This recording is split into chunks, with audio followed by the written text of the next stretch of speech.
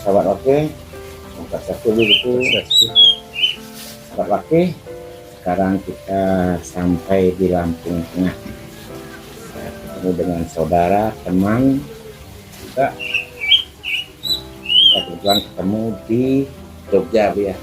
Jogja dulu tahun 2000. 95.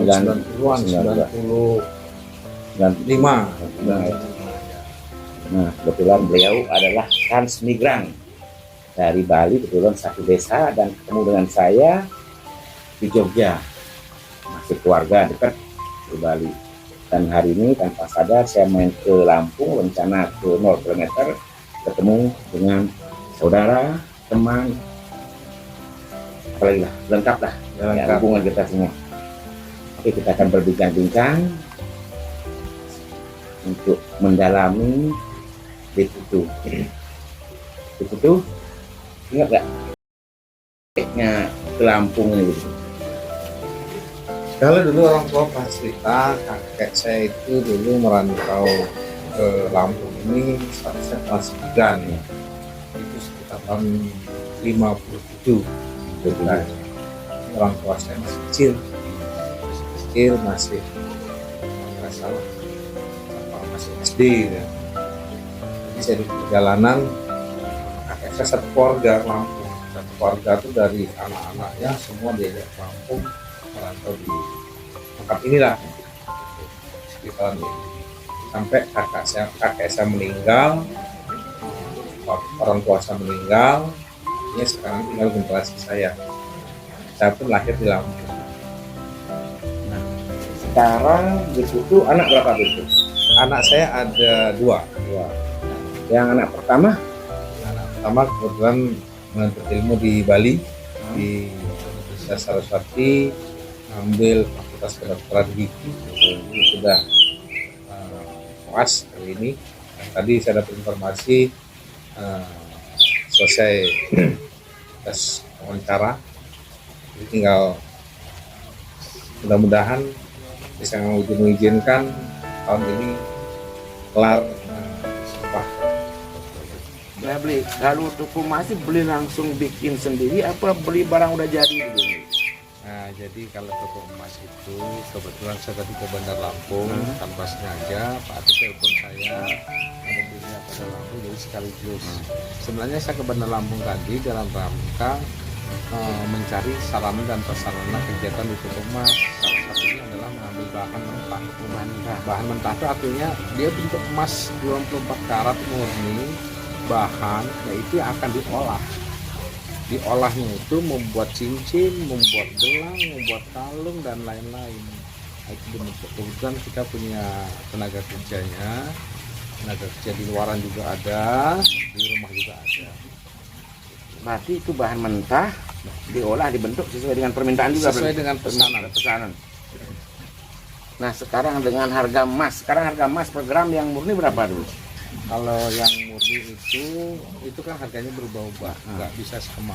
Jadi yang memang yang terakhir benar itu istri ya. Nah, seingat di harga terakhir berapa dia tuh? Di atas 900 lah. 900 lah. Di atas 900. Ya. Ini sejak berapa tahun udah berdiri usaha emas itu? Kalau berdiri di toko emas ini saya sendiri ya. Saya sendiri sejak saya berumah tangga dari tahun 97. Saya berdiri sampai saya pernah terpuruk. Oh, terpuruknya beli itu udah bisnis emasnya juga? Pernah toko emas di 2003 saya terpuruk, saya kembali lagi ngerintis lagi. Jadi sampai sekarang. Nah, kalau dibanding-bandingkan di penghasilan toko emas dan istri lah nggak punya itu, dan penghasilan beli itu, mana yang lebih menghasilkan gitu?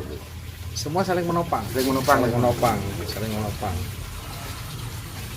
Berarti sekarang tuh beli mengerjakan dari bahan baku sampai jadi ya.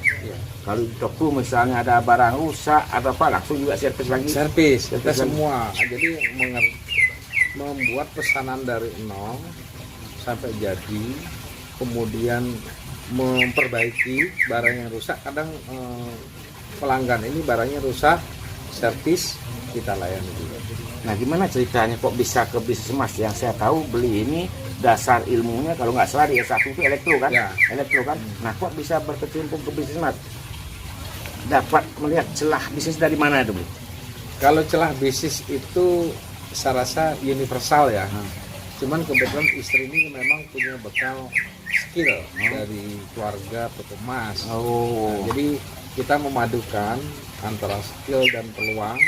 Kebetulan di seperti Rama ini ada peluangnya, kita gabungkan, akhirnya kita nekat untuk dirikan toko emas.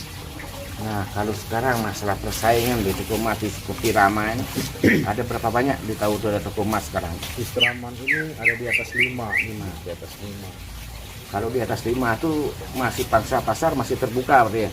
Ya, Apa kalau berat masa saya rasa gini ya, namanya persaingan usaha itu mungkin sifatnya bukan persaingan ya, tinggal bagaimana dedikasi kita dalam mendirikan usaha. Kalau saya sih sifatnya udah kerjakan aja sesuai dengan kualitasnya.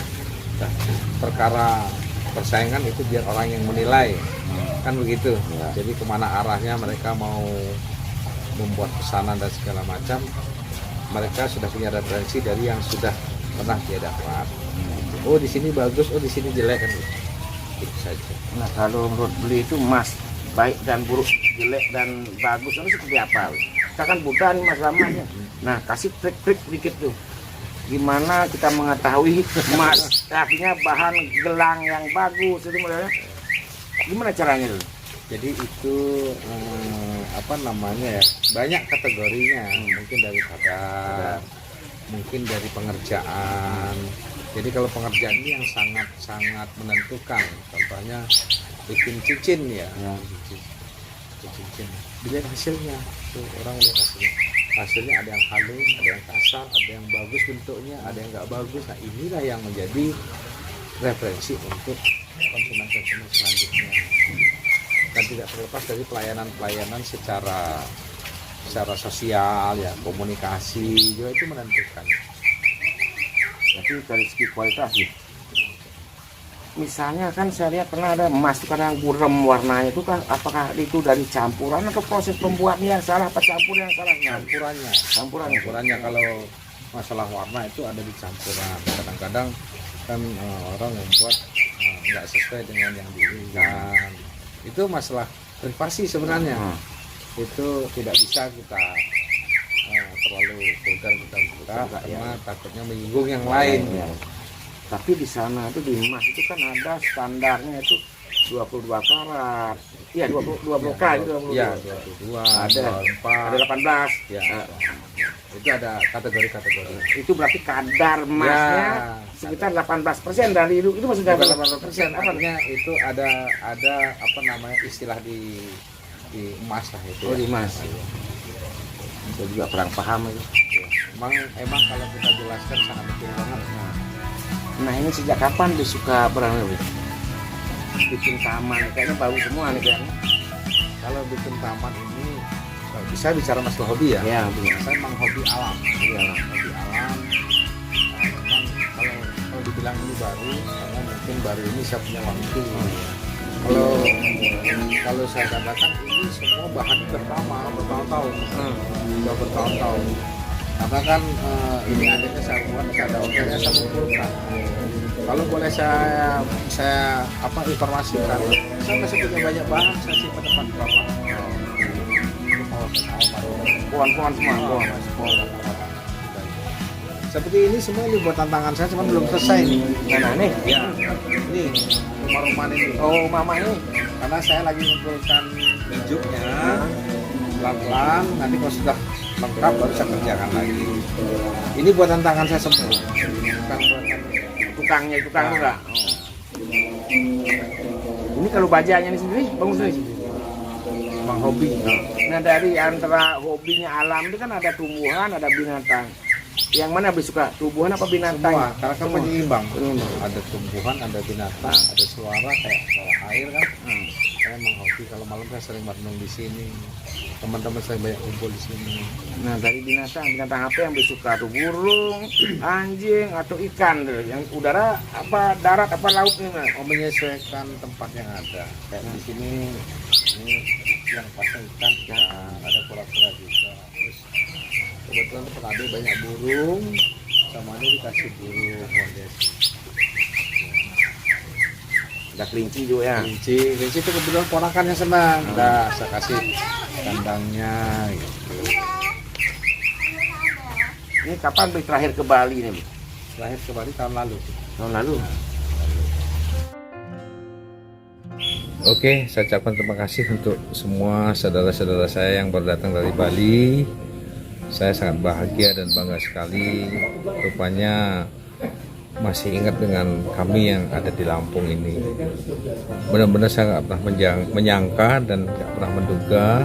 Satu kejutan buat saya, sekaligus bahagia banget kami semuanya. Semoga kita selalu diberikan kesehatan dan umur panjang, kebahagiaan dan dimurahkan rezekinya oleh Idris yang dewasa. Sekali lagi saya ucapkan terima kasih yang sebesar-besarnya. Om